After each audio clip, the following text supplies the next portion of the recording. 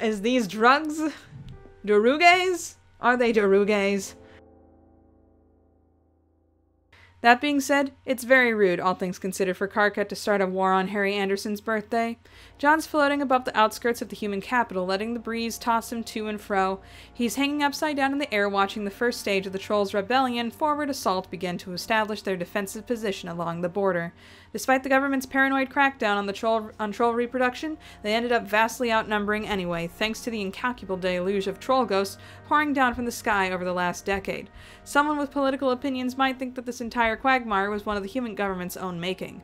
John isn't really on record as having political opinions, but he does think that government approach to this entire subject like it was trying to hold onto a water balloon by squeezing it too tight, and it's now about to explode in their faces. He's wondering if he should go see his son one last time before that happens.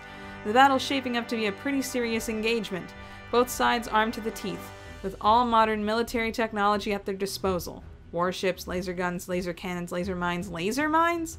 Would those be mines that shot lasers or lasers that tripped mines? John hasn't been keeping up with the recent innovations in weaponry, although he has noted that the lock industry has finally started to take off. Dave said that this was all to be expected in a war economy, but John tuned out most of his analysis, which is what everyone does when Dave starts talking about the economy. A flash above the clouds catches John's attention. Another ghost, falling down from wherever it came from. John follows it after the light with an exhausted sigh. The novelty of dead trolls falling from the sky has really worn off over the years, but he might as well go to warn the new arrival that they've landed in the middle of an imminent war zone. He sits down at the edge of the crater and peers through the smoke. He recognizes the ghost immediately, as he sees a younger version of her almost every day. Vriska? Vriska snaps up, eyes blazing. Yes, eyes. Actual eyes, with expression, color, pupils, everything. Wait, you're alive? John skids down the side of the crater and helps her sit up. He wasn't imagining it. She's extremely alive and extremely wounded and all the above, extremely Vriska. Oh my gosh, you're not just Vriska, you're actually Vriska. You're like literally for real actual Vriska. Vriska shoves John away and staggers to her feet. There's a bleeding gash on her head and something lodged in her chest. It appears to be the same material of whatever was piercing the side of Teen Jade's corpse. She's bleeding bright blue all down her side, but her expression is wild. What the hell are you talking about? Where am I? I can't be here. I have to go back. Back where? I need to see what happened. I need to know how it turned out. How what turned out? Vriska, you're bleeding horribly. Talking total nonsense. We need to get you some help. She whirls around and grabs John by the shoulders. She starts shaking him, voice cracking with crazed desperation. I need to go back. I need to see. I need to see. Cue that meme again. Epilogue 7. I see him. Ooh, is it the prince? Finally. No. Ugh. Calliope animates the puppet body she inhabits, the same one that has not aged a day since it crashed here, and roused it from its perfect corpse-like stillness. Dead Jade unfolds from her meditation pose and pushes to her feet in an elegant sweep. It is the one I've been waiting for all these years. We have run along parallel lines for what may as well have been an eternity, but my gravitational well has finally ensnared him, and now he is due to fall into this world. Oh! English! Oh no. Okay. Dead Jade folds her hands behind her as she rises into the air, body language delicate, purposeful. Aradia hitches her arm around Solix's back to lift him up and follows Jade's body out into the open air. She casts a pitch-black eyes down to watch the dark clouds of battle beginning to form above the human capital below. Solix frowns. Are you sure you want to go down there? It seems like it's about to get wild. Yes, more than you can possibly imagine. The Chaos War is about to begin, and our window of opportunity is narrow. We must be there when he falls. Come with me. Boy. As Jake traverses the length of Jane's ship, he suspects he has never carried more dread in his heart than he does at this moment. The burden of the call he just received weighs so heavily upon him that it's a struggle to propel himself each step forward. He wishes that someone else had gotten the news, but there's nothing that can be done. He has to be there for his wife, even if he knows saying what he needs to say will be hard for both of them. The doors to the ship's bridge slide open to permit him entry when he approaches. Jane is standing by the navigational stations, engaged in some sort of confabulation of doubtlessly critical importance with her eternal shadow, Gamzee Makara. Jake's already miserable mood drops further at the sight of him. No matter how long this arrangement carries on, it never seems to get easier to stomach.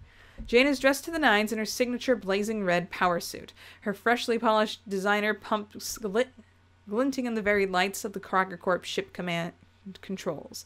The full entourage of the Crocker conglomerate is fast en route to business conference that Jane insists of the utmost importance, the impeding negotiation in the array of paramilitary contracts with the government, and she would be the first to tell you that looking your best is one of the most critical parts of arbitration.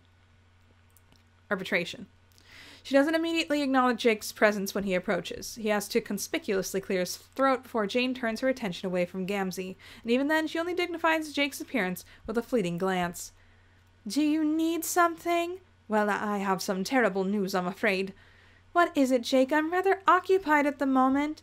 "I'm awfully sorry to bother you, but it's very important, dear." "Is it something the matter with Tavros?" "No, you might want to come with me with our quarters for this one." "As I said, I'm quite busy right now." "Well, I just thought maybe it's best if you sit down for this one, my dear. My delectable honey bunches of oats, my jolly old captain of my crunch, my lovely wife whom I love so much." Jane's face twists in annoyance. She is quite a bit shorter than Jake now, but the way she looks down at him makes her seem like she towers 10 feet above him. "My goodness, Jake, what do you want? Can't you see I'm right in the middle of something? Just spit it out already." The whole bridge goes quiet at Jane's outburst. Everyone has stopped in the midst of their task to stare nervously at their altercation. The only sound that penetrates the silence is Gamzee noisily slurping on the rubber nipple of the baby bottle. Jake swallows like he's in a cartoon, like a big, loud gulp, but sounds that instantly ratchets up Jane's annoyance. It's almost like Jake's actions seem to these days. Well, you see, I guess I'll come right out and say it then. I just got the news that your father passed, Jane. I'm so sorry." At first, words don't quite register. Jane expected this, like all interactions with Jake, to be his meaningless waste of her time. Initially, she gives him a dismissive nod, like she's taken in some trivial piece of information, and then the weight of the statement strikes her, sending a jolt of shock through her chest. It passes quickly, though. She'd almost forgotten. "An unfortunate incident. But it's no matter. I'll simply revive him and then make sure he's assigned a security detail. I'll have his body brought here as quickly as possible."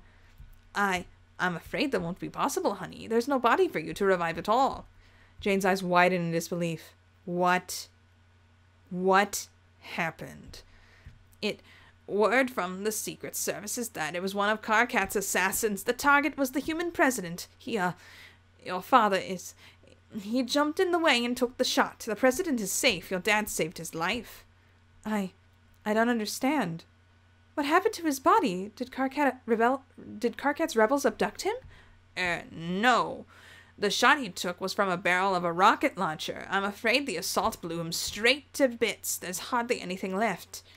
What? "Luckily, the president was barely harmed, as your old man took the full brunt. As far as I know, the only harm to him was having his full, lustrous mustache burned clean off his face. It's a friggin' tragedy." Jake's gaze falls to the floor, Jane's hands clutched in front of her suit in an unsteady fist. "Please, tell me you're joking. Jake, tell me this is just a prank." "I'm afraid not, Jane. I'm so sorry." Jane whips around, tears in her eyes. The whole bridge is holding its breath. She feels every eye on her then, the pressure to hold it together. She can't show weakness now. She's come so far.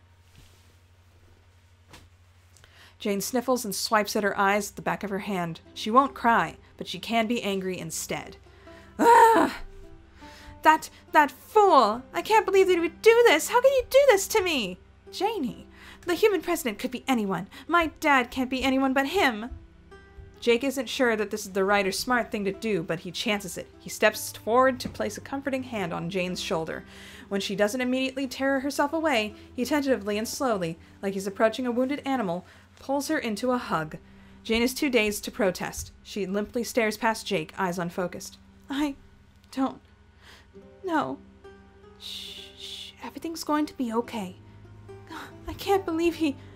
Of course, I can't. He's always been so infuriatingly good. How stupid. This is so stupid. I'm so stupid. How could I put him in such a dangerous position? Chief of Staff. Anyone could have done that job. Why did I tell him to? My own father, Shh. Janie, you did nothing wrong. Nothing wrong at all. You never have. I love you, Jane. We all do. Isn't that right, Gamzee? Yeah, Mang. We all and plenty of love up in this for this big juicy JC. Gamzee turns to the bridge crew and gestures magnificently with his arms. Rivets of milk are running down his chin. Honk if you love the big biznatch. Whoop whoop. A petrified Paul falls over the bridge as the crew tries to figure out whether they're supposed to take this seriously or not. The comms officer shares a look with the engineer. The conning officer looks like he's about to crap her pants, and they turn with the most pitiful stooge of them all for answers. Jake's eyebrows shoot up his hairline, and he nods urgently over Jane's shoulder to indicate that yes, they definitely should do that. At once, the bridge crew gives an unanimous honk. Jane sniffs and pulls away out of Jake's embrace. She turns back to the bridge and takes a step forward, stumbling slightly in her heels, but she clutches her balance, fixes her posture, and slips back into a stony mask. All right. Jake, get the president on the phone. It's clear to me now that it's past time for military to strike. I'll be giving that man a real piece of my mind until an appropriate counterattack is in motion. Obviously, the government's attempts to be gracious to the troll ilk have been naive and foolish. These rats cannot be negotiated with. They cannot be swayed by reason or appeals to peace and civility. The only thing that they ever wanted since the ungodly inception of their disgusting verminous species is bloodshed, and if that is what they truly desire, well, far be it from us to deny them. Not another word. Are you sure this isn't a mistake? No! The time to act is now. They will pay for what they've done. Every last one of them. I've had enough. This is the end of the line. Jane, blazing with fury, she marches to the center of the bridge. All of you, return to your stations. We're changing course. We'll be going directly to meet with the president, and I will not rest until he gives the command to crush this rebellion and destroy any chance they might have ever resist again. The bridge crew doesn't even think to defy Jane's orders. They return to their stations, dutiful. The navigator adjusts the ship's destination coordinates, and the comms officer opens a line with the government's seat of command. Only one man in the room is brave enough to take a stand.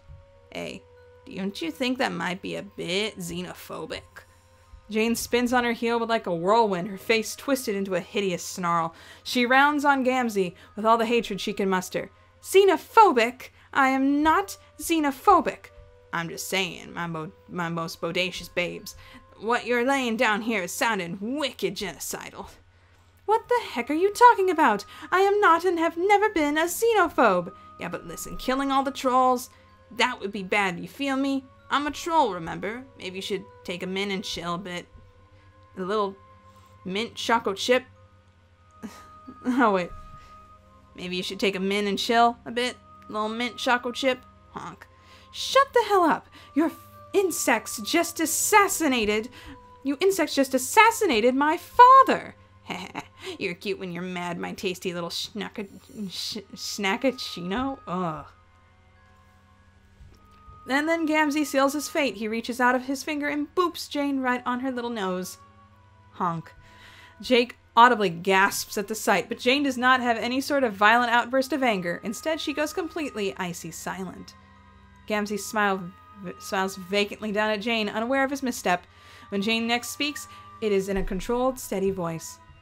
Security, escort this troll off my ship. Now. The security personnel aboard the bridge does not hesitate to follow the command. They descend on Gamzee in a swarm, grabbing him by his arms. The baby bottle tumbles out of his grasp, bursting open when it falls. The remaining milk spills out, pooling and recessing, lighting off the floor. Whoa, hold up. You can't just go and throw me off board, my milky mammy. Oh, but I can. Just watch me. The security officers begin to pull Gamzee away, but he makes one final desperate play. Wait, hear me out. What? If you throw me out, I'll be all lost and stuff, babe. You know I'd be needing you. What, you think appealing to me with your disgusting little addiction is going to sway me? That's the funniest joke you've ever told, clown. It's not about the milk, boo. It's about you. Jane stops. What? I need you. Are you saying that you... I've gone and told you all about my past struggles with the wicked green substances. I've done and gone and made so much progress, finding new healthy ways to cope with the voices and redeem myself. And you've been more of a help to me than anybody, more than anything. You know, with the nightmares, I can't sleep without holding on to a mother trucker. Jane sneers. She has no idea why she thought even for a moment that he might have meant anything else. I'm so... forget it. You're despicable. You can't just go and cut a brother off. It's all up and think this through reasonably and stuff. I'll do anything. Jane's eyes rake up and down Gamzee's body like she's carefully considering her response. Her face is expressionless when she answers, "Begone, clown." Jane turns and waves the security away. The uniformed men drag Gamzee from the bridge. The sounds of honks reverberate hauntingly through the halls as the wretched jester is removed from his seat of power at last. In spite of everything, Jake can't help but feel relieved. With Gamzee finally disposed of, Jane is invigorated with the strength of her own conviction. She spins on her heel and confidently strides to the captain's chair. She engages her interface, sits down, and assumes her seat of command. The time for Miss Mercy is long past. Karkat Vantass must die. Jeez. Okay. Oop, back we go. Sorry about that. How do I still have 10 more chapters? Okay. John, I need to see. How do I get back? John looks up to see one of Jane's recon ships flying overhead. Aside from the encroaching fleet, the blue sky is seamless and calm. The hole that Vriska came through was already sealed up. I don't think you can go back. I have no idea what the exact scientific mechanism behind falling out of the sky is, but so far it's proven to be a one-way trip. No! Welcome to Earthsea. Haha, it sucks. Vriska releases her vice grip on John's arm so she can cradle her head between her hands. Oh my gosh, this is the worst thing that could ever possibly happen to me. Are you sure about that? Yes, I'm absolutely... Wait, why are you so... Vriska gestures wordlessly at John's entire body. Then she leans in closer to study his face, squinting with suspicion. John, are you old? A little, I guess. I mean, I'm gonna live forever, apparently, so in that respect, I'm still pretty young. But compared to the average human lifespan, I'm like about 3/8 of the way dead. Vriska runs both hands down her face, leaving long, dark streaks of blood. I can't be here. Vriska? Wait, actually, I guess I shouldn't call you that. It might get confusing. What? Well, see, Rose and Kanaya's daughter is also named Vriska. What? And since you didn't come to Earthsea with us, that means technically she was here first, so that would make you... Vriska? I put air quotes. I just used air quotes. That's unacceptable. Sorry, but I think that's probably just how it has to be. John, you accused me of talking nonsense, but you're the one making any... No. John, you accused me of talking nonsense, but you're the one not making any dang sense. Where am I? Why are you old? Why do Rose and Kanaya have a daughter named after me? Oh, because they thought you'd sacrificed your life heroically defeating Lord English, so they found a baby clone of you and named her in your honor. Personally, I thought the whole thing sounded like bull, but you know, whatever makes them happy. John shrugs. Vriska remains frozen in her expression of horror, mouth agape. In the distance, the troll defenses take a shot at the human recon vessel. Vriska doesn't flinch at the sound of sonic cannon blasting off behind her. She slowly peels her hands from her face and stares and glares at John as one of her eyes twitches in the corner. That's the stupidest thing I've ever heard. Yeah, I know. I tried to tell them. Man, it's been a while since they've agreed on something, hasn't it? Since we've agreed on something, hasn't it? So not to be nosy, but did you defeat Lord English? Of course not. Why do you think I'm so desperate to go back? The battle was hitting its climax when I got hit in the head with... Vriska paused at her head wound, fingers numb and vision blurry. Whatever the heck it was that hit me in the head. She sways on her feet. John tries to steady her, but she slaps his hand away. You want to see a doctor for that or something? No, I want to know what the hell is going on. Oh, sure. So about 15 years ago, Jane started spreading all this xenophobic propaganda about trolls, and eventually she and her corporation became so entrenched in financial dealings with basically every societal institution with power on Earthsea that she became this unstoppable lobbying monolith that more or less tell the government what to do. So now she may as well be writing all of these xenophobic policies into law directly. Oh, Jane's a huge xenophobe, by the way. I probably should have started out with that fact. John, the story sucks. Oh, and then Karkat had this really catastrophic breakup with Jade and Dave, so he ran off to spearhead a troll rebellion against the xenophobic government. To be honest, the rebellion was pretty lame at the beginning, but then, Mina? Yeah, Mina. She fell out of the sky just like you did and helped him actually get good with the revolutionary stuff. So now both sides are all maxed out with spaceships and weapons and stuff and are on the brink of war.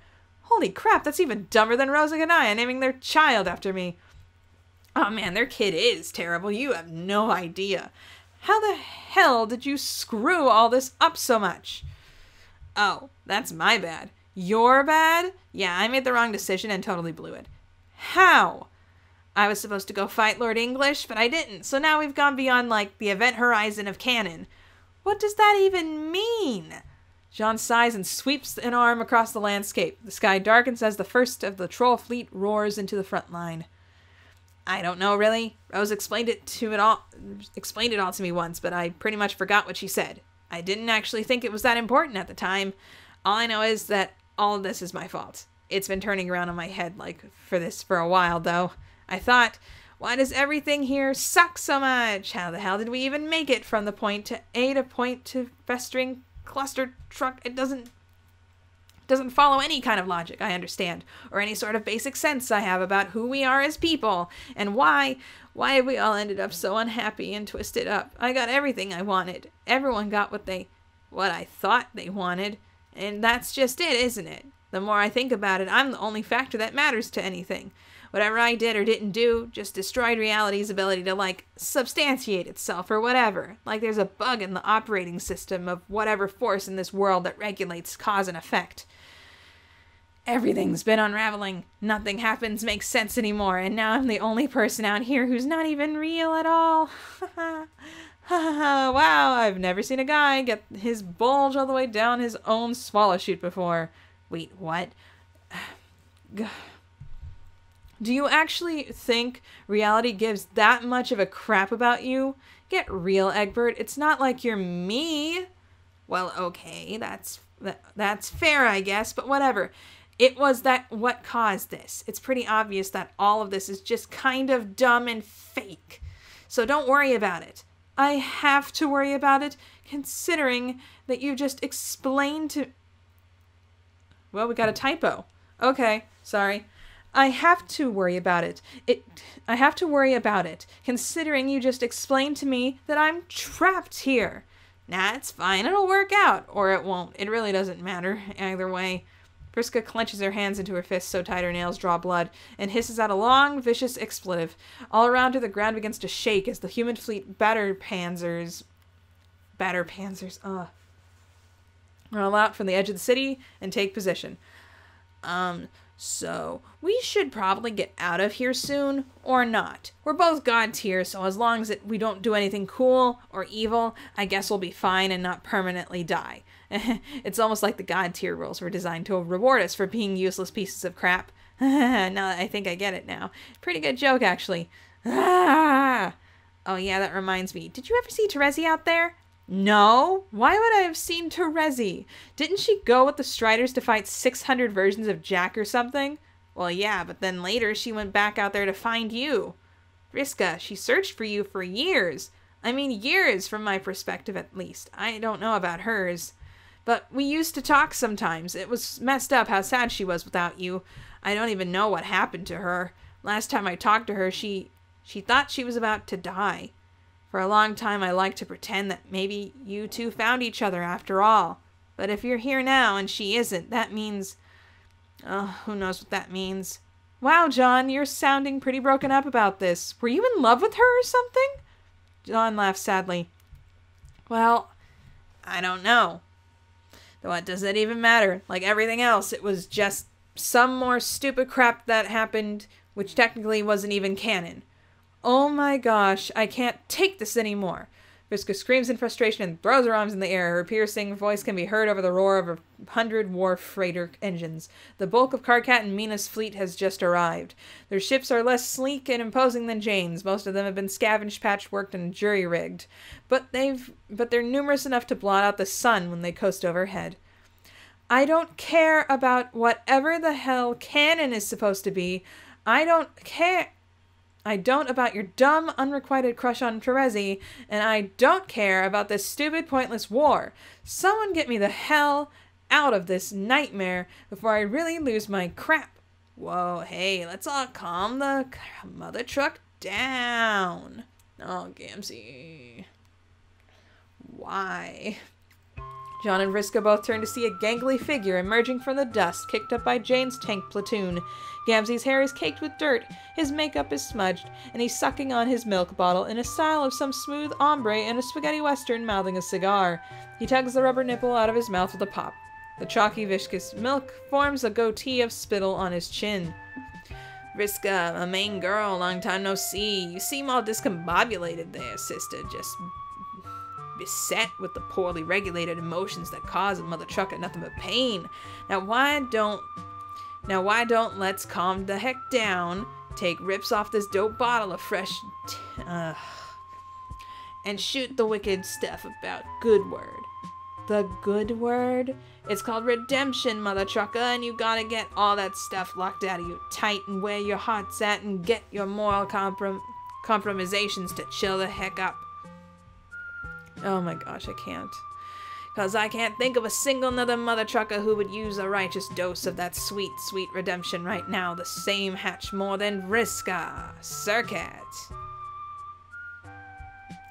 Vriska casts a wide glare at the intruding clown with steely, merciless eyes. Slowly she stalks towards him, her feet pressed so heavily in the soft earth she might as well weigh 1,000 pounds.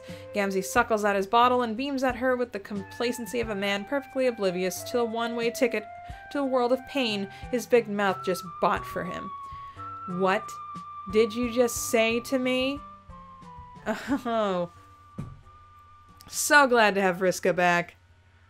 Now I see everything. It's so clear. Circles and circles without a sound. I can't believe I still have 10 more chapters. I can't do this. Vriska grabs Gamzee by the front of his shirt and yanks him down, her hot, furious breath brushing his disgusting face.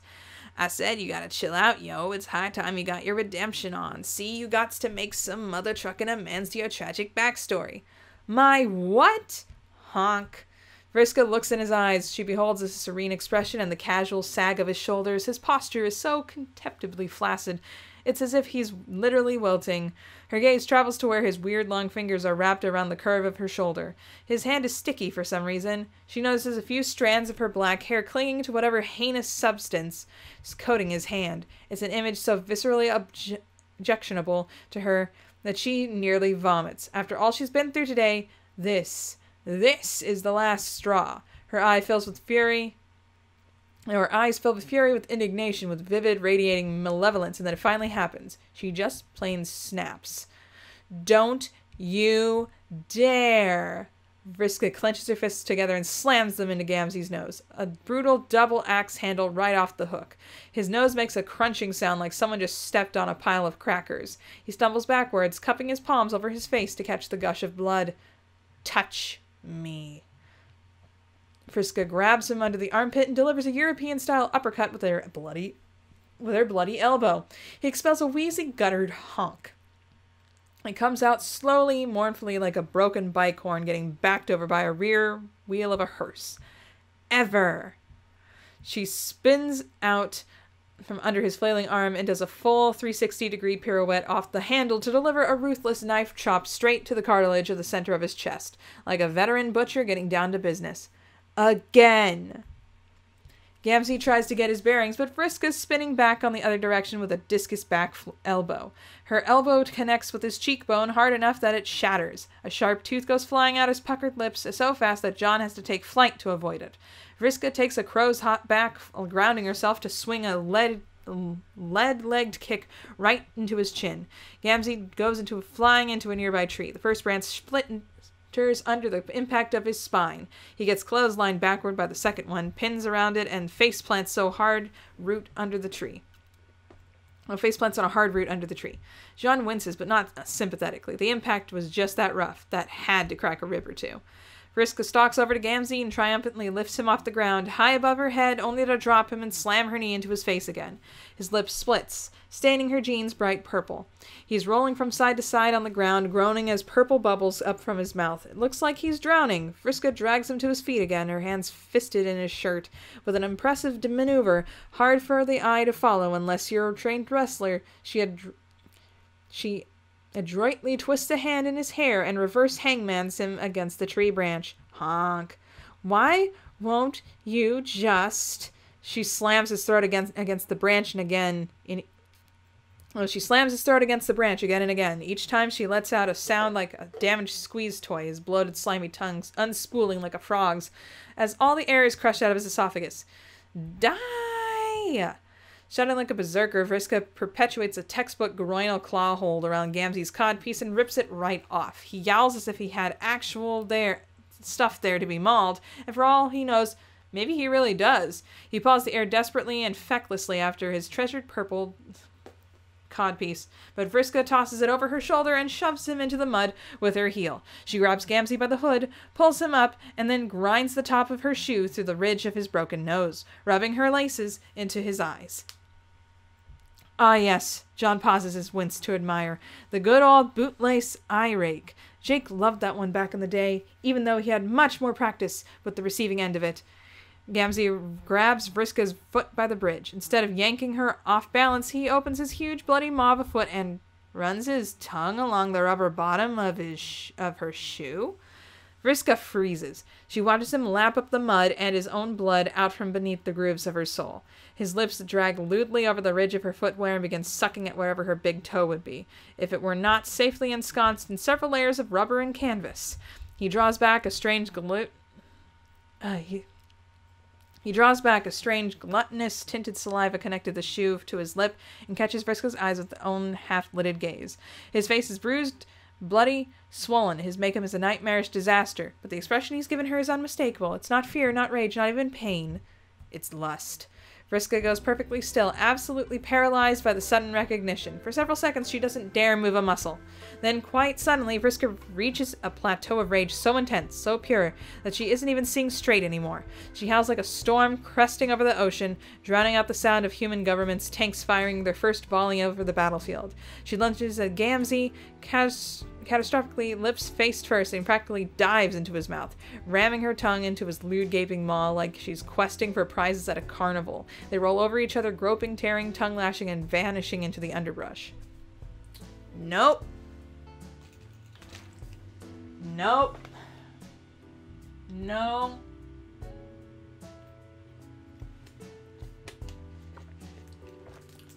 No.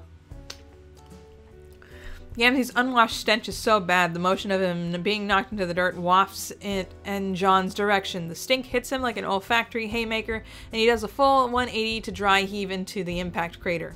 Mercifully, John's attention is caught by someone calling his name from above. He's never felt so grateful for an excuse to look away from anything in his life. John, up here, I need to speak with you.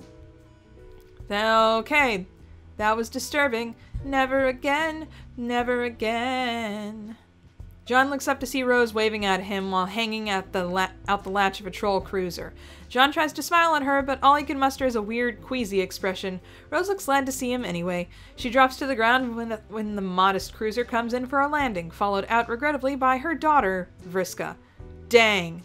John flies up to meet them more quickly than he would have ordinarily in a situation where he wasn't trying to divert his friend and her teenage daughter's attentions away from a couple making out in a bush. He dips forward like he's going to hug Vriska, to her apparent surprise due to his historical complete lack of desire for any physical contact to be made between them. But instead, he uses his momentum to spin her all the way around so that her back is facing the cursed shrubbery in the distance. Whoa! Hey, old man! Hey, Vriska! Hey, Rose! Nice to see you both! John and Rose appear equally surprised themselves when Vriska hauls him in the seal the deal in a crushing hug of her own. Jeez! Hi, Vriska! Hi, John! This is great. This is great. Hey, why don't we just go over here to talk for, like, no reason at all? Haha. Okay, if that's what you want. Oh yeah, it's the thing I want most. The view of the other side of the ship is just amazing. Trust me. Rose cocks an eyebrow at him. Behind her, the bush releases a strangled, lusty honk. Was that? Never mind. Vriska, why don't you go and help your mother with the deployments? I can't believe I have to actually listen to you now that we're at war. Run along now, dear. Whoa. Okay, I'm trying to figure out Vriska's typing quirk. I did not recognize it. I didn't try to look at it at all the last time. But she's got the 8s and she's got capitals, but only for the A's and for the W right there. I don't know why. Just war is important, I guess. But okay then. Thankfully, Vriska heeds her mother's command and heads back to the cruiser. Rose tries to glance around the source of the suspicious honk, but John pulls her behind the ship, beyond audible range of the activity taking place in the offensive bush. On this side of the cruiser, troops are departing the hold in a semi-file efficiency.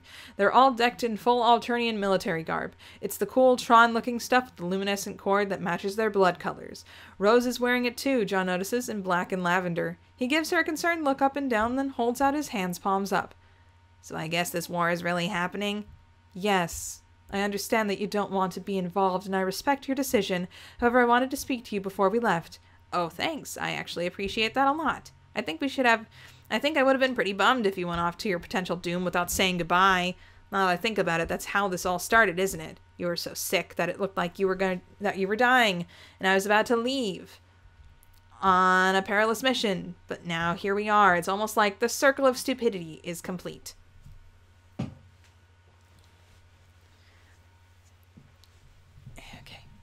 Rose laughs. Don't be ridiculous, John. Nothing is complete. There is no true ending or beginning in this scenario. Haha, you're right. Because this is a real life, alright? I guess reading narrative relevance into a bunch of dumb and totally random events is kind of lame and childish. Calm down. Jeez, hussy. No, that wasn't what I meant. By all means, apply a narrative to our lives. Up until a certain point, it would have been perfectly accurate to do so, but not anymore. Because it's not canon, right? You remember what I told you years ago? The 3 pillars of canon? John strokes his chin, thinks very hard about this, maybe too long because Rose sighs and taps the bridge of his spectacles. No is a perfectly valid answer to that question, John. I just didn't want to make it look like I didn't pay attention to your wordy philosophical babble. I philosophically babble rather a lot, or at least I used to. It would be unfair of me to expect you to retain nearly 3 decades of oblique technical jargon regarding the metaphysics of the reality in which we inhabit. Wow, we've known each other a long time. Yes, we have. Well, it would be more accurate to say that we both have and haven't known each other a long time. As I explained to you on that morning 16 years ago, there were 3 critical features of canon: essentiality, relevance, and truth. Yeah. We have been untethered from the mooring of truth for some time now, so while we, in our subjective experiences, our conscious perception, feel in this most time that we have known each other for a long time, technically it's not true at all. Contemplating the vastness of that statement makes John feel suddenly very small and sad. He shuts his eyes and runs a hand through his hair. Oh my gosh, Rose, it's too early in the day for this. I agree, and besides, it's not what I wish to speak to you about. John? Look at me. Rose wraps her narrow hands around John's arms and pulls him gently towards her. He cracks his eye open to see her face glimmering in the late morning sun. Her eyes are glossy and bright with gleaming light. I want to thank you. For what? If I didn't screw everything up by not going to fight Lord English, it's all my fault we're living in this meaningless hell world where everyone's vaguely out of their minds and we're all about to go to war over freeing prisoners from the whipping cream camps. Oh, whatever. The war is just as irrelevant as everything else that's happened here in the last decade and a half. At least with a conflict, we have something to do, something to strive for and against, something to believe in, and I'm thankful for that. But more than anything, John, I'm thankful that I got a chance to be happy. Rose pauses meaningfully, as if the realization is falling into place as she says it. I never thought I would actually get to be happy. Rose, weren't you happy before, when you married Kanaya, before you got sick, when we were all together? Rose shakes her head. She rushes past John, out towards the open field, away from the brewing battle. The land is so flat that it rushes out to meet the horizon, uninterrupted for miles and miles. Rose is a pale flame against the brilliant haze of a perfect earth-sea morning. John doesn't follow after her. He lets her compose herself privately, with her back to him. She clasps her hands in front of her and raises her head to look at the perfectly blue sky and its perfect sun and the perfect clouds, unmarred by dark storm brewing on the planet below. In the complacency of the... She corrects herself. In the silly wizard story I wrote when I was a child, the realm was most comparable to heaven existed in a state of subliminal... The realm most comparable to heaven existed in a state of subliminal conditionality, dependent on the inscience of the individual... Incense of the individual experiencing it, which is to say that it would have ceased to exist the moment you realized what it was, and so those with knowledge could never truly be happy. John looks at his hands, the same hands that held Harry Anderson when he was a baby, the same hands that tore up Terezi's photograph just a few hours ago, the same hands that remember steadying Rose in her sick bed 16 years ago, the shaking feeling they'd woken from that morning, a subharmonic symphony that can only be heard in the bones, all things that remain true to him. Knowledge of what came before his choice, and then after. There are things that he can't forget, that he won't forget. Is that the reason he felt like this for so many years? But that isn't me anymore. I'm blind against the veil of this world. It's all ambrosia to me. I don't care if it's not true. I care even less if it's not canon. I have a beautiful wife who I love more than I thought possible, and a daughter who I'm immeasurably proud of. It can all be senseless, ephemeral noise that dissolves in the void, a whisper swept up by the wind before it's uttered. I'm still grateful to have felt this way, so John? Rose turns around smiling. The smile is calm and honest. Her eyes are perfectly clear. There's no other word that could possibly do justice to her expression. She looks happy. Thank you.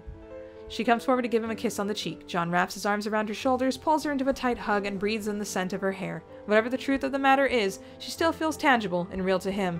So what does it mean to be real anyway? Around them, the first waves of bombs starting to go off.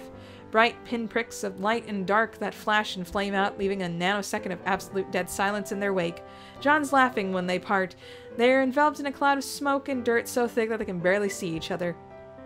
Despite what Rose said about there being no ends or beginnings for them anymore, it feels very final. And in that moment, he thinks he understands. Finality was always up to him. He finally decides to allow it. What even is the heck? Hey there. Consider becoming a patron, just like the phenomenal Gerald Thomas and Bleed Red.